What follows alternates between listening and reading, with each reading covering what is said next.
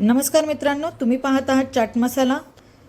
सध्या मिडल ईस्टमध्ये तणाव वाढत चालला आहे आणि त्यामुळे अमेरिकेने आपल्या नागरिकांना सतर्क राहण्याचा आणि गरज पडल्यास लगेच देश सोडण्याचा सल्ला दिला आहे। नवीन अपडेटनुसार Jordan, Lebanon, Qatar, Iraq, Oman, UAE, Kuwait आणि सौदी अरेबिया अशा अनेक देशांमध्ये अमेरिकेने बाहेर पडण्याचे प्लॅन तयार ठेवले आहेत। म्हणजेच इराकमध्ये परिस्थिती सर्वात जास्त धोकादायक मानली जात आहे। अमेरिकेने नागरिकांना ताबडतोब देश सोडण्याचा सल्ला दिला आहे। तर ओमानमध्ये अमेरिकन सरकारी कर्मचाऱ्यांच्या कुटुंबांना परत बोलवण्याची तयारी सुरू आहे।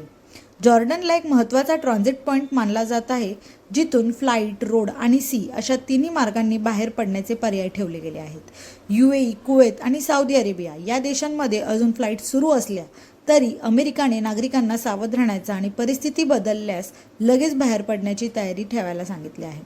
एकूणच मिडल ईस्टमध्ये वाढलेल्या तणावामुळे अमेरिकेने आपल्या नागरिकांना सतत अपडेट पाहण्यास, बॅग रेडी ठेवण्यास आणि गरज पडल्यास सुरक्षितपणे देश सोडण्यास तयार राहायला सांगितलं आहे।